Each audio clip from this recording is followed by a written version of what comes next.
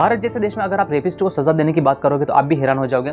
जहां पर अगर 100 व्यक्ति किसी लड़की का रेप करता है तो सजा केवल 27 से 28 लोगों को ही मिल पाती है, बाकी लोगों को बरी कर दिया जाता है। इसके अलावा एक रिपोर्ट तो यहां तक की कहती है कि अगर 100% लोग अगर रेप करते हैं तो 98% जो लोग हैं उनको सजा ही नहीं मिल पाती, बाकी जो 2% लोग हैं उनको सजा मिल पाती है। इसके अलावा फांसी की या फिर मौत की सजा की बात करोगे तो भूल ही जाओ। लेकिन मैं आप सभी से एक बात कहना चाहता हूँ कि ये जो चीज़ें हैं ये भारत के अंदर ही है। अगर आप दूसरे देशों की सजा देख लोगे तो आप भी हैरान हो जाओगे। जब कोलकाता में केस हुआ था तो उस आरोपियों को भी पकड़ लिया गया था। इसके अलावा जब 2012 में निर्भया कांड हुआ था तो उन लोगों को पकड़ने के बाद करीब 10 साल बाद सजा दी गई थी। मतलब समझ रहे हो आप, जिस रेपिस्ट का अगर गुनाह साबित भी हो जाता है तो फिर भी उसको सजा नहीं दी जाती है। अगर 2000 से 2024 तक की बात करें तो केवल 5 लोगों को ही फांसी की सजा दी गई है।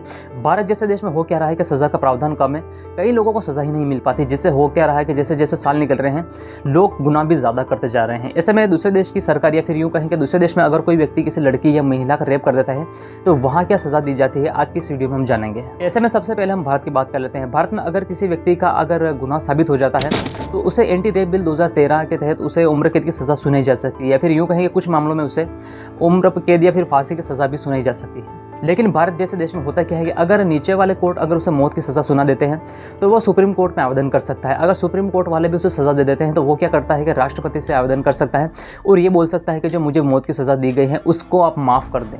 ऐसे में हम अगर हमारे पड़ोसी देश पाकिस्तान की बात करें तो वहाँ पर अगर गैंग रेप होता है या फिर यूँ कहें कि कई लोग ऐसे होते हैं जो लड़कियों के या फिर महिलाओं के गलत वीडियो बना के अगर सोशल मीडिया पर डाल देते हैं तो उस मामले में वहाँ पर मौत की सज़ा दी जा सकती है। लेकिन हम अगर हमारा दूसरे पड़ोसी देश चीन की बात करें तो वहाँ पर कोई व्यक्ति अगर किसी लड़की का या फिर किसी महिला का रेप कर देता है तो वहाँ पर सीधा मौत की ही सज़ा दी जाती है। इसके अलावा कई बार तो ऐसा होता है कि जो व्यक्ति रेप करता है उसका जो प्राइवेट पार्ट है वो भी काट के फेंक दिया जाता है। अगर रेप के मामलों में सज़ा देने की बात करें तो सबसे सख्त जो कानून है वो सऊदी अरब का है। वहाँ पर अगर कोई व्यक्ति किसी लड़की का या फिर किसी महिला का रेप कर देता है तो वहाँ के कानून करते क्या है कि उस व्यक्ति को पहले नशीली दवाएं खिला देते हैं और सार्वजनिक जगह पर खड़ा रख के उसका गला काट देते हैं। इसके अलावा नॉर्थ कोरिया और अफगानिस्तान जैसे जो देश हैं वहाँ पर भी अगर कोई व्यक्ति किसी महिला का रेप कर देता है तो वहाँ पर उन लोगों की गोली मारकर हत्या कर दी जाती है। इसके अलावा इजिप्ट जैसे देश में अगर कोई व्यक्ति किसी का रेप कर देता है तो उसे फांसी की सज़ा दी जाती है।